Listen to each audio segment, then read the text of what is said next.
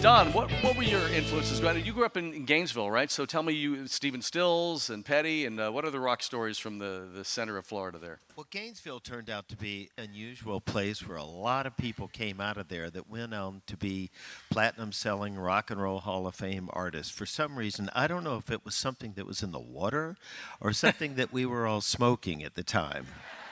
I think it was the latter. Anyway, I grew up there. By the time I was 14, I put together this little band called the Continentals with a guy named Stephen Stills. My mom would drive us around from gig to gig to gig because we didn't have a car or driver's license at the time. Stephen finally graduated from high school and moved to California, and within a month or so, this other guy showed up in town named Bernie Ledden, who turned out to be one of the founding members of the Eagles. He replaced Stephen in the Continentals, and we played together for about 3 years before the Eagles even existed. When I was 16, I got a job working in the music store there, Lipham Music in Gainesville, teaching guitar. And one day, this kind of scrawny, buck-toothed, blonde-headed kid walked in and wanted to take guitar lessons. His name was Tommy Petty. So I wound up teaching Tom Petty for about a year and helping him with his first band called the Epics. He had 2 guitar players that would just plug in and turn up and thrash aimlessly. They didn't know what they were doing. He was playing bass and singing. So I kind of worked with them and told one guy to play rhythm, the other guy not to play when Tom was singing. When he left a hole, you can play. So anyway, just kind of helped him sort that out. And Tom had an amazing charisma on stage. Even when he was 14, 15, 16 years old, he was just captivating. He had such a conviction that he sold everybody in the room on what he was doing. Now, he used to sing and whine kind of like Bob Dylan. It's always a little bit out of tune. And I remember standing next to a bunch of really cute girls watching Tom Petty sing, and they went, "Oh my God, he's so great." And I went like, "Do you realize he's singing out of tune?" It didn't matter. Anyway, he was just captivating. One of the other people that lived there, 2 of the other people that lived in Daytona Beach were the Allman Brothers, Greg and Dwayne. We were in battles of the bands together every year, and I have the distinct honor of having lost 3 battles of the bands to the Allman Really? Brothers. We became really good friends. I remember sitting on the floor of their mom's house in Daytona Beach, and Dwayne playing slide guitar, and I said, "What is that? How do you do that?" I'd seen a bunch of old black blues artists play slide acoustic, but I'd never seen anybody play electric slide guitar like Dwayne. I said, "You got to show me how to do that." So I talked Dwayne into teaching me my first slide guitar lessons. So Gainesville turned out to be just a unique place that produced an amazing amount of talent that went on to have stellar careers. I remember I did an interview with me and Smokey Robinson, who came out of Motown, where all those fantastic artists came out of just one little area up there, and it was a similar type thing where, I don't know, some laser from somewhere up in the sky that came down and zapped these 2 places. Did you ever sneak back to Gainesville? Yeah, my brother still lives there with his wife in the same house he bought when he graduated from college 50 years ago. And it's really fun to go back and see what's happened to the town, because it's grown from what used to be called Hogtown Creek into this huge university town. Sure. And, they have nuclear research centers there and medical centers, and it's just a phenomenon what's happened to that town since I lived there on the little dirt road in a white clapboard house with a tin roof where I grew Drive up. by the old house sometimes? Yeah, I do. I've been by. It's still standing. It's kind of a miracle, because down there everything rots and mildews in a matter of years, but it's still standing. All right. Todd, you're, of course, a man of many talents, producer, singer, songwriter. You've invented styles of music that nobody had done before. What would you say is your best skill, and which do you like using the most? Oh, quite obviously, it's my people skills.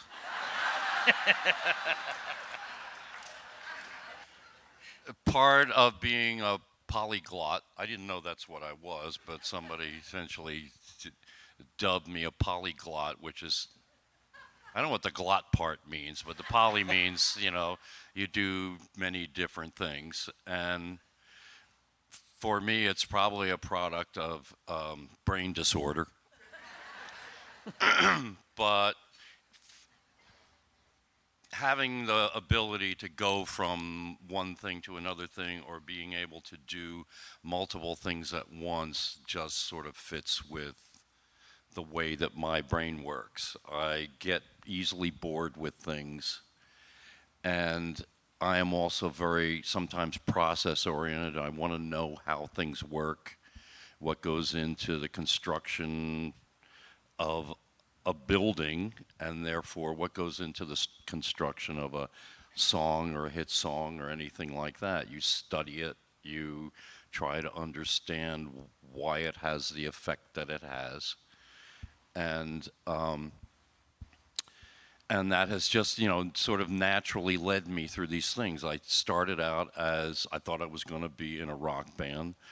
That band lasted for about 18 months, and after that experience, I didn't want to be a rock star anymore. Just having a face full of the reality of being in the music business changed my mind in some way, but I still was very much into writing music and making records, so I didn't want any of the politics and stuff like that. I just wanted to focus on the music, and then I accidentally backed into a career as an artist because I was producing other people, I was engineering other records, I was doing the band Stage Fright and Jesse Winchester and Hall & Oates and Grand Funk Railroad and all that other stuff. But I was still writing, and I wanted to do a vanity project, and I talked my label into it. Put the thing out with no expectation that anything would ever happen with it, and I accidentally had a hit single. And at that point on, I suddenly had two careers. I only really wanted one. I only wanted to make records. Suddenly, I had a public image, and I had to figure out how to deal with that. And then the other stuff was maybe lifelong interests that I had. I was always interested in computers and robots and things like that because I wanted to build a robot pal that would protect me from all the bullies in the neighborhood. And that led me to learn about computers before anybody really kind of knew what they were for or what they did, and the number systems that went with them. So I was a producer and I was an artist, and then suddenly I became a computer programmer, Then I was also interested in video. So when I got a bunch of money from a Meatloaf record I did, I bought a bunch of video equipment and I got into video just because I wanted to understand how these things were made and take control over the process so I wouldn't have to turn my creativity over to somebody else. And that's the only reason why I do all these things is I'm a control freak in some sense. But also I'm very curious about how these things work. How do you have time for all of those? Do you put one on the back burner for a while, or do you just kind of For me, the world is moving very slowly. That's right. My brain is, so there's plenty of time as far as I'm concerned. I'm wasting time half the time. So. Wow. Edgar Winter, last night the Edgar Winter Band was just insane. Your first visit here, late night by the pool. That guitar back and forth that you did with your band member was spectacular, and you did it with. Obviously, you appreciate your band, and they back you up quite well. But as I mentioned, you invented the strap-over keyboard. Was that something just out of necessity, so you could walk around? And did you patent it? It was unpatentable, unfortunately, if that is a word. But it was just out of frustration. I started out, playing, actually, ukulele was the first thing. Grew up playing with my brother Johnny, and he and I, of course. I never had any desire to be famous. I think were it not for Johnny, I probably would have been a struggling jazz guy. Who knows? We grew up playing together, and that's where all of that vocal, guitar, call and response stuff originated. Since we grew up playing together, we had a sort of an almost telepathic communication. Knew each other's licks, and we used to do Tobacco Road when I first came up to New York and played with his band. Johnny was always, he had the ambition and the drive. He had the dream, you know. He watched Bandstand and read all the magazines. He was Johnny Cool Daddy Winter with the shades and the guitar. And I was the weird kid that played all the instruments. So my dad played guitar and banjo, and he showed us our first chords on ukuleles. My mother played beautiful classical piano. My grandfather played fiddle, violin. My great-grandfather played trumpet.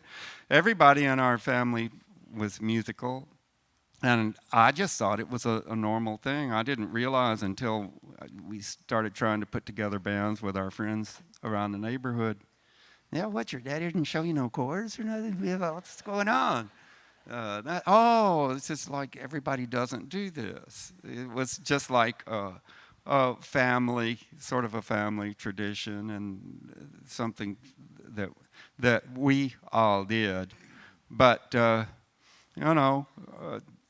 after Woodstock was really the turning point in my career. Up to that point, I just really, I didn't consider myself a singer, and I was really just an instrumentalist. But that whole thing set against the social backdrop of civil rights and the peace movement, and seeing people that were writing and singing songs that they really believed in, it was just something that I had never experienced. Up to that point, music had been sort of my own little private escape world as a kid growing up, and gave me a sense of identity. It was something I could do. But when I saw all of those people brought together and united in that way, it made me realize that music was so much more, that it really had the power to reach out to people. And that's when I thought, well, maybe I'll think about writing songs, becoming an artist. And Johnny's manager introduced me to Clive Davis, who was the president of CBS at the time. As they say, the rest is history. And the strap-on, which I never really got around to answering the question. But that's okay. We have that extra hour tonight. We get back. I just was so frustrated being stuck behind a big bank of keyboards, and said, why do the guitar players get to have all the fun? Oh, get out there and boogie, So Sure. It was just a simple, obvious idea, and no one had thought of it. And when synthesizers came out, there was the ARP 2600, which had a remote keyboard. And when I was walking through the music store, I saw it. It says, oh, wow, that's cool. It looks like you could just put a strap on that, which I proceeded to do, and there you have it. Fantastic. Well, if you need any work done on either of those keyboards, let me introduce you to Todd Rundgren over here. How much did you get paid for your first gig, and what was your first gig, professional gig? You talking to me? Yeah. Thank you, De Niro. Yes. I don't recall getting paid for it.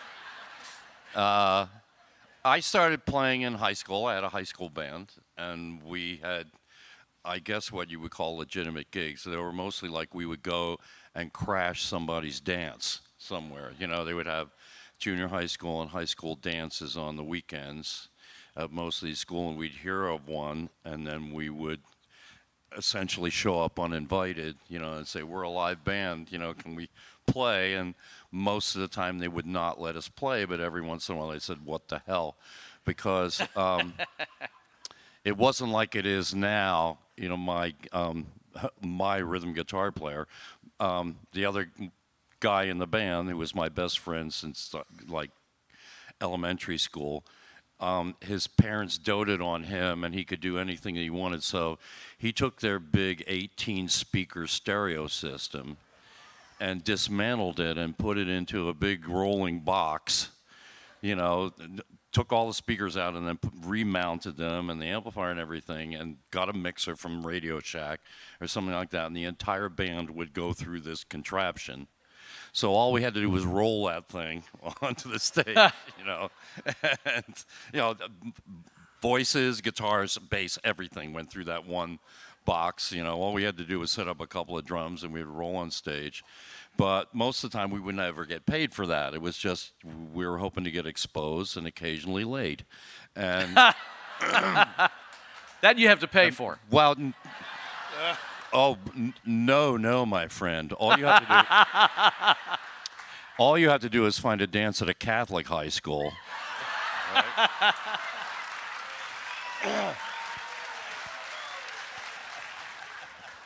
But I think we actually did get paid before I graduated from high school for a real gig. Somehow, some fraternity in downtown Philadelphia found out that, you know, there was this band they could get for almost nothing, you know.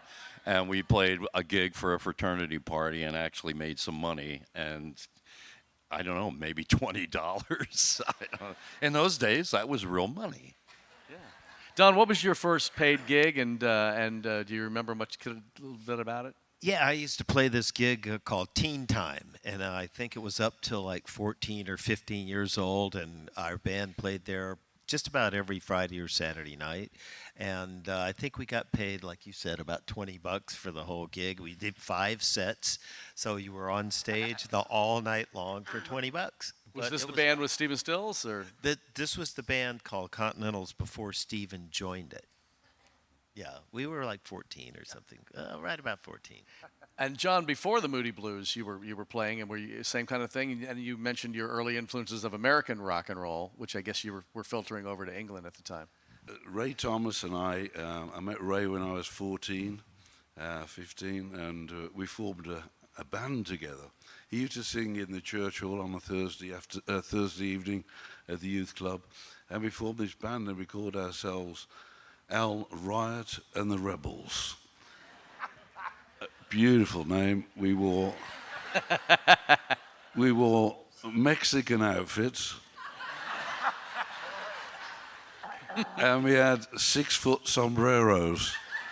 Wow, really? We really did. And there was a jazz club near where we lived in Birmingham, and they used to get about 100 people there every night at this jazz club. And my father went there and said, do you know, my son's got a band. They'll come and play in the interval for nothing. You know, that was big money in those days, nothing. At least you didn't have to pay for it. So we played 20 minutes in the interval, and that's all the songs we knew, 20 minutes. And then they invited us back the next week. And the week after, the promoter said, you know, this jazz thing, I think we'll have another day and have a rock and roll night. And so we started. And for anybody from Birmingham would know the pub. It's called the Tyburn House in Birmingham. And it became one of the meccas for all the Birmingham bands to play for many years after that. Fantastic. And then how did you get into the Moody Blues of '66, right? And right around the same time as John. Well, Ray and I had this band for about 4 years. And in that time, Mike Pinder actually came and played keyboards as well for some of that time. And then they were going down to London wanting to become professional. In other words, not to get up of a morning. I think that was... and they said, Johnny, I said, I've got another year to go at college. And I wanted to be a car designer as well when I was... Birmingham is the second motor city, and we made all the great cars from England, Jaguar, Range Rover, Austin. And I wanted to be a car designer since I was 7. So I was at college doing engineering as well as playing overnight. And I said, well, I've still got a year to go, so I'm staying in Birmingham. And then, you know, the Moody Blues released Go Now, which is a massive song. And then Ray rang me and said, hey, John, have you finished college yet? And I said, yeah. He said, well, get down to London. And that's what I did. I went down to London in 1966, and, well, that's it, really. Really changed the sound of the band. You know, everybody, and deservedly so, always cites the Beatles as having the first concept album. You know, John Lennon may not have agreed with it, but when you examine it really, and a real concept album, Days of Future Past, which came out of the same year, really is. I mean, it's set up with the morning and Tuesday afternoon and all the way through. And I just want you to take us through a little bit of the evolution of that album. I mean, for me personally, it is, for me, it's the first concept album from Well, thank you. Yeah. The record company, we were with the Decca Record Company, and they had a software, as it's called now, which is the records, but they also had hardware, which in England they're called radiograms. I think you call them consoles in America. And they wanted to make an album in full frequency sound, which became stereo. And they thought it'd be a great idea to put, as they said in England, a pop band with an orchestra and try and show how rock and roll and symphonic music could relate. And they gave us this idea of using the New World Symphony. And then they asked us to take the tunes from New World Symphony and write some songs with those melodies. And we spoke to Peter Knight, who was the orchestra leader of the London Festival Orchestra, and he came to see us at a concert and said, do you know, why don't we just make this album with your songs and leave New World Dvorak to his own album? And that's what we did. Went into the studio. We got a lockout, which you couldn't do in those days. It meant we could have the studio 24 hours a day. We went in the studio, and it was 2 4-track studios for everybody who's interested. All we had was 2 4-track machines, and in 7 days, we made the album Days of Future Past. Wow, in 7 days. Wow.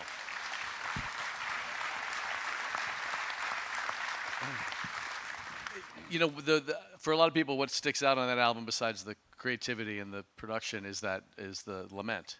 So, and that was Graham that wrote that, right? Yeah, Graham Edge. Yeah. So I remember somebody had asked him, and he, Cold Hearted Orb, he said he was actually watching the moon rise or something. What do you remember about that? And was it difficult to convince the band to put that into the song? When we were coming towards the end of the album, we realized we needed something to put the album together to make it cohesive. And Graham was a great poet laureate, and he's got a great way with words. And we said, Graham, you know, you should write something that holds this whole album together. Listen to all the lyrics that we've done.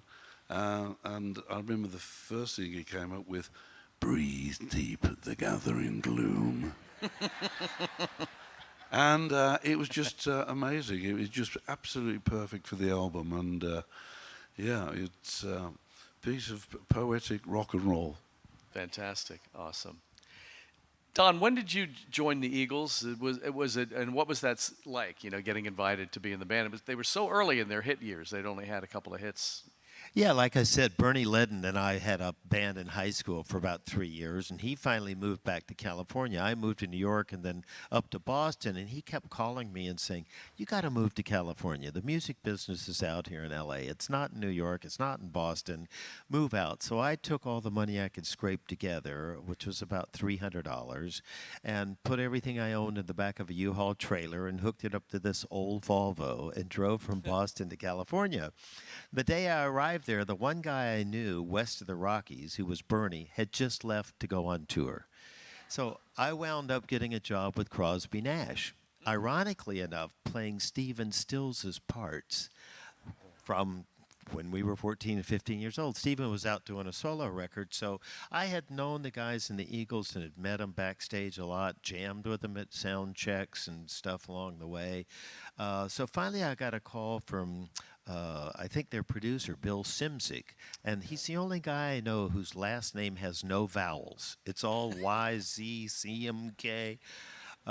So he asked me to come down to play slide guitar on one of the Eagles songs called Good Day in Hell. So thank Dwayne Allman for teaching me how to play slide. I went in with my guitar and a little amp and my little pedal board and set it up myself. And we sat there for about 45 minutes and tracked about 5 or 6 takes on this one song called Good Day in Hell. And we got a great take, top to bottom, no editing, no Pro Tools, no nothing, actually live people playing and singing. You know what there was before Pro Tools? Just pros that could actually play and sing. There you go. like these guys. So anyway, I went in and played that session, went home. The next day I got a phone call from Glenn Fry asking me to join the band. And I had heard so much from Bernie about the turbulence in that band and the It's not true. discord and all of that stuff that was going on. My wife was pregnant, about to explode with our first child, and I had a really good paying job with Crosby Nash. So I told Glenn, yeah, love to join the band. So I called up Graham and said, I need to talk to you, because I was supposed to go out on tour with them. And I went to Graham and said, what do I do? I'm about to have my baby. I'm making $1,500 a week in 1974, which was a lot of money to go out and play with those guys, or do I join this band that could break up in an hour? So he said, no, you need to go join that band. You don't want to be a sideman for the rest of your life. So I took Graham's suggestion and went and joined the band, walked into the studio, and sure enough, it looked like they were going to break up in the next hour. But we went on to make some great records and have a great time together after all was said and done. Yeah, fantastic. And we're going to talk about that in a minute too as well. But Todd, you have so many things going through your head as you've confessed this morning. What is your songwriting process, and how do you pick those spinning pieces of debris out and make a song out of them? Good question. Thank you. I used to write, I view my oeuvre in sort of, being certain sort of distinct phases that reflect what's happened to me in my life. As I mentioned earlier, I didn't set out to be a solo artist or anything like that. I was not crazy about the politics of being in the music business. I just wanted to make records. But when I started getting seriously into writing my own stuff, I did what everybody else did, is, you sort of imitate your influences.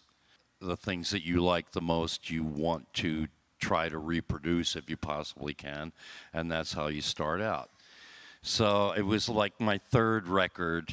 It was called Something Anything, and it had...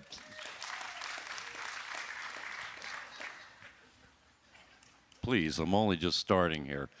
And it had some hit singles on it, and actually I wrote a song that I intended to be a single, the very first song, I Saw the Light. I sat down and wrote it in 20 minutes. 20 minutes top to bottom, every bit of it, and that's not a lie. But if you deconstruct the song, you realize, God, why did it take you 20 minutes? It's so Moon June Spoon, it's like... So after I was done that record, the combination of that kind of mimetic songwriting, I was just, sit down and write a song in 20 minutes. And then the fact that other people were referring to me as a male Carole King started to bother me a lot, because obviously I was a Carole King fan, but also, I didn't want to be compared to other people. So at that point, I had the realization that I'm different from other artists in that I don't depend on the success of my own records to survive in this business. I'm producing other people and making a great living at it. So why am I so possessed, or why do I think that I'm possessed with trying to have successful commercial records of my own? I've got access to the studio. I can do anything I want. I'm going to do something that no one else would do. And that became my purpose in the music business, to do the things that other people would not do. And that's essentially been my my standard since then. And it doesn't mean that I don't weave in and out of the blatantly commercial and then veer off into the blatantly non-commercial. There's no difference to me. It's just like, it's time to make some music. Write about yourself. That was the thing that I eventually came to realize, that I don't find inspiration in things outside of myself. I succeed best when I use writing as a process to objectivize my own thoughts and figure out whether I'm fooling myself or not. A lot of people don't have that opportunity to take the thoughts that they have, objectivize them in some way, and then be able to say, whoa, that came out of my head. I'm glad or I'm depressed that that came out of my own head, you know? And therefore, I can say, oh, well, I never want to do that again, or I should not think that anymore. And that, for me, is the process of making music, talking to myself. And you get to overhear it. It's great.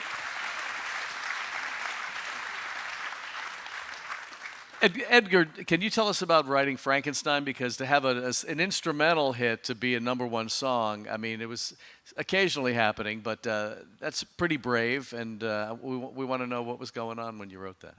It's such a long story. Let me get comfortable. Yeah.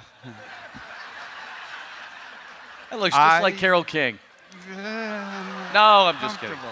Oh, wait a minute. Just a little anecdote before you tell the very long story. I'm not going to make it long. I heard Frankenstein before any of the rest of the world heard it, because me and Rick Derringer lived on the same street in New York City.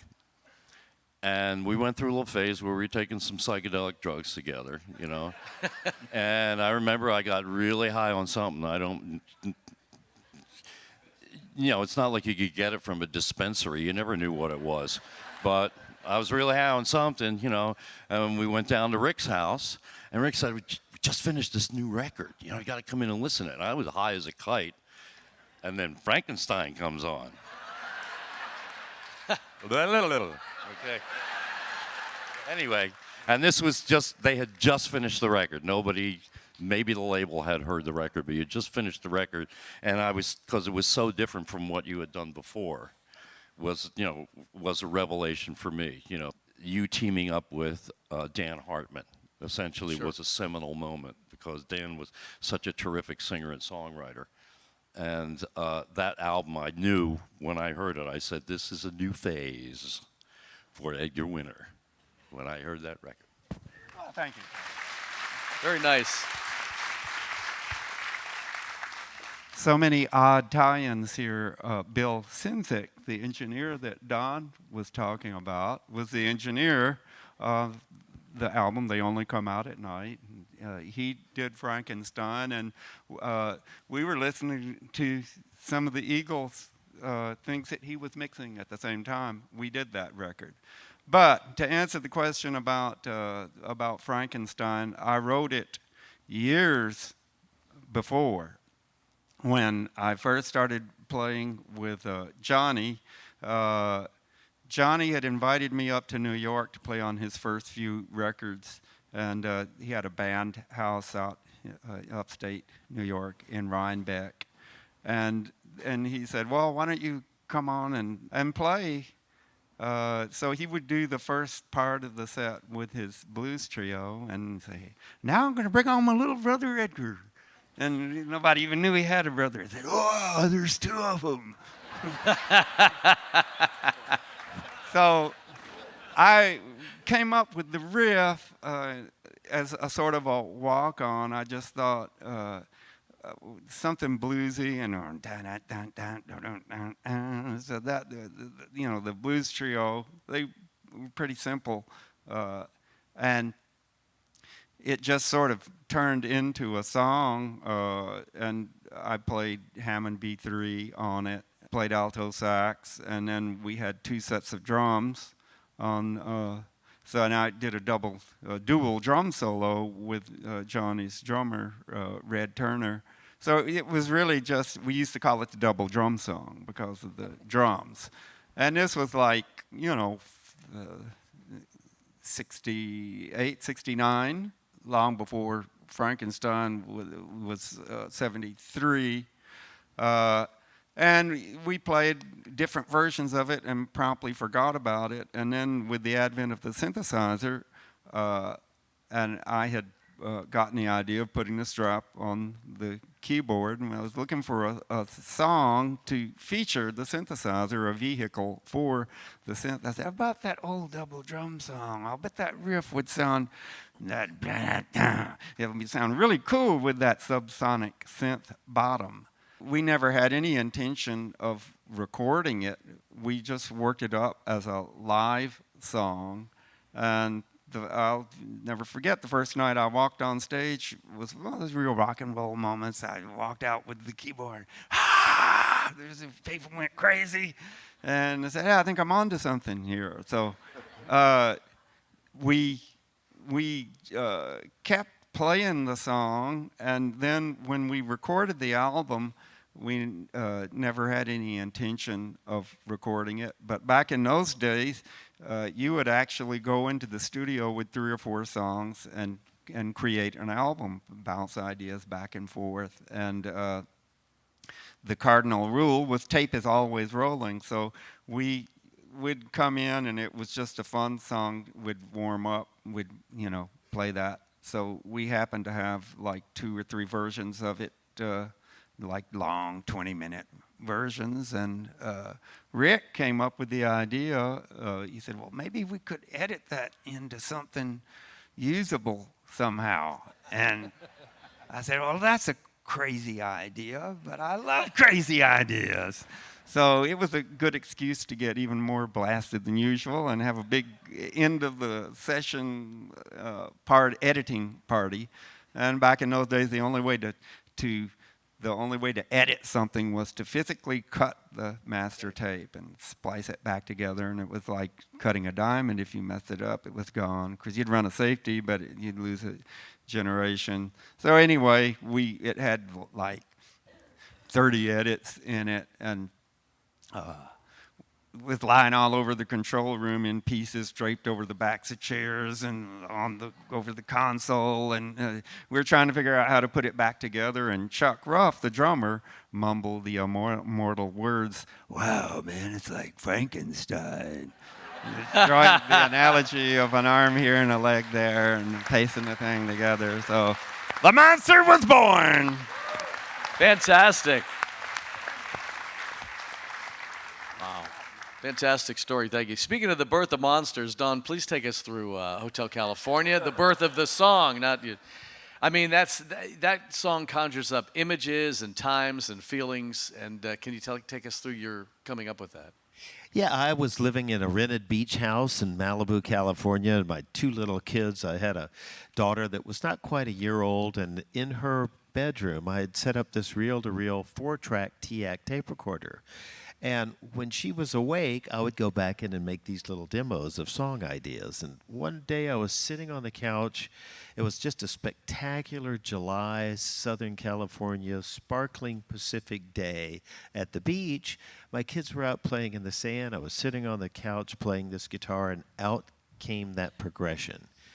And I played it 4 or 5 times, and I realized that I have to go record some of this. It's much like a dream. When you get an idea, if you don't record a little bit of it or write lyrics down or something, a day or 2 later, I can't quite remember exactly what it was. So I'd run back in this back bedroom and turn on the tape recorder with an acoustic guitar and played that progression, I don't know, 4 or 5 times. Then I shut it off and went out and played with my kids on a swing set in the sand of the beach. And later, when we were assembling song ideas for what was going to become the Hotel California, I went back and started listening to these demos, I like to call them, which are like stupid ideas that some of them work and some of them don't.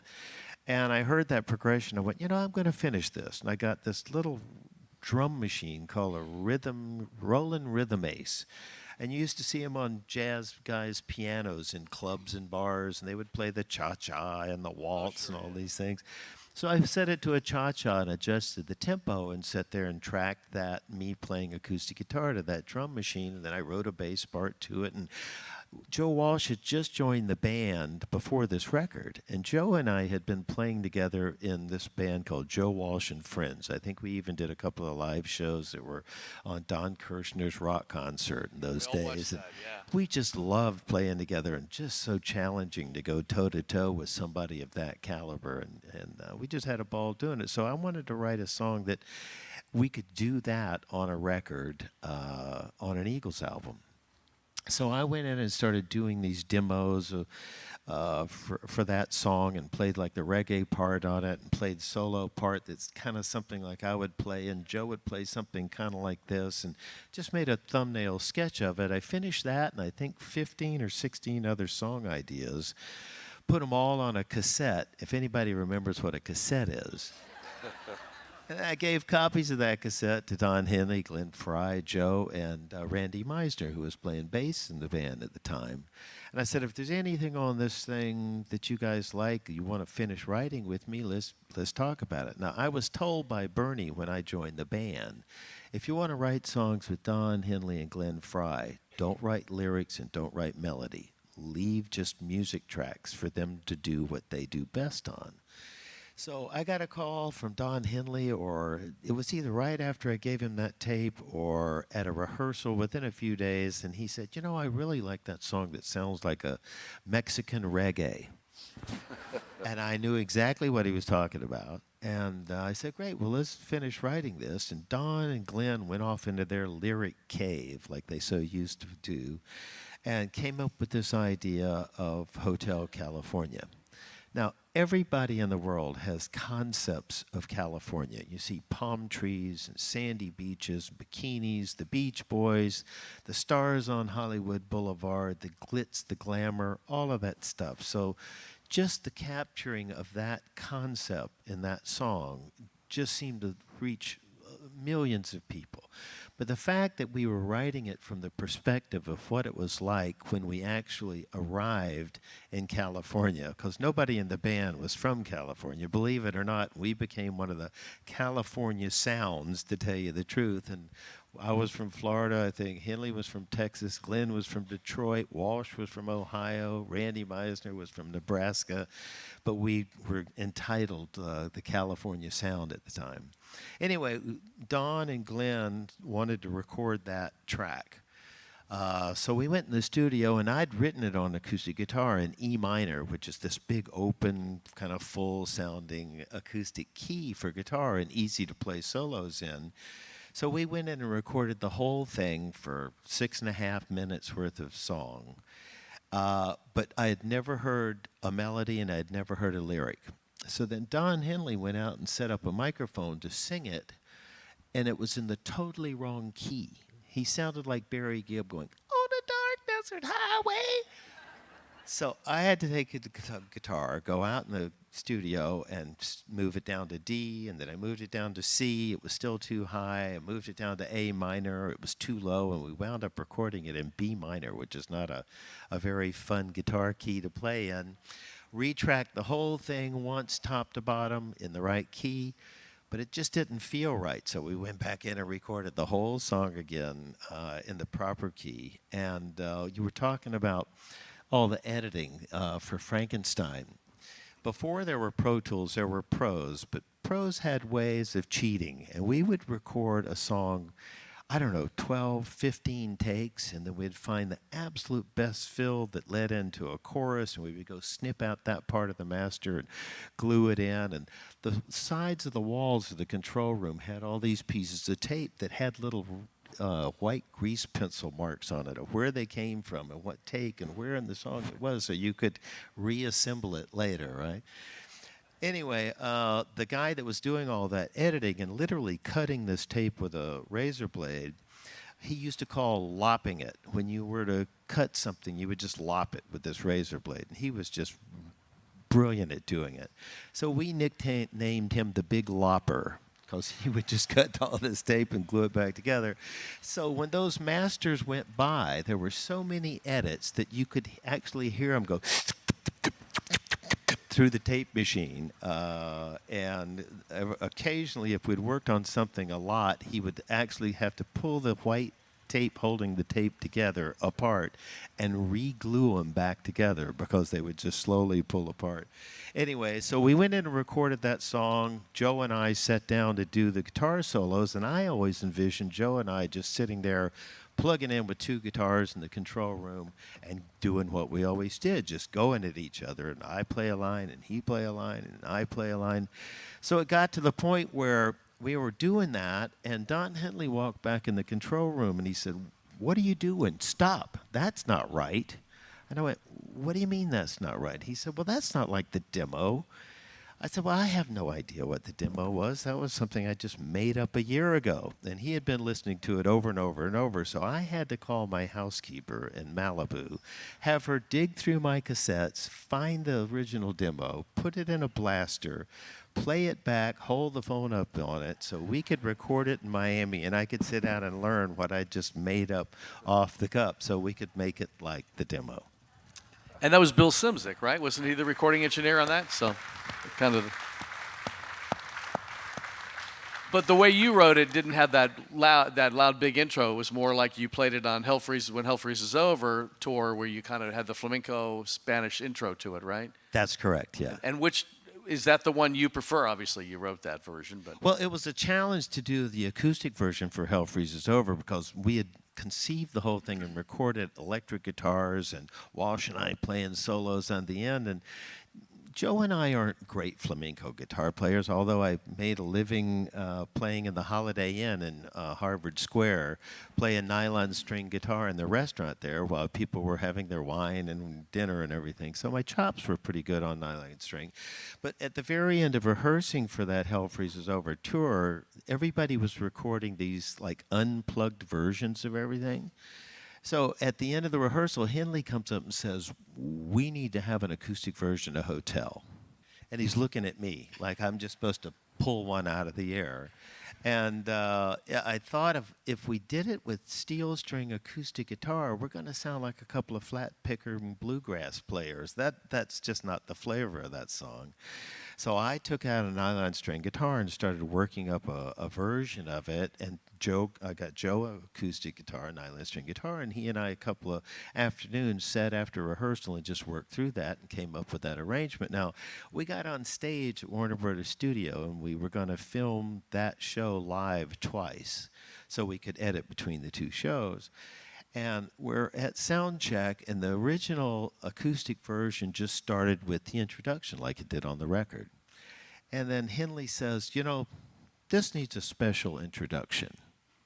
And I thought, well, what are you going to say? How are you going to introduce this? And he said, no, you need to make up a musical introduction. And I'm on the spot. We got live video cameras going. There's an orchestra there.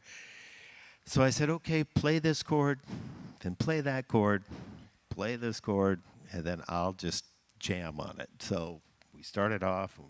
Both times I just made up these things, which turned out to be kind of the whole intro for the Hell Freezes Over acoustic version of it. And one of them turned out to be better than the other one and wound up on the record.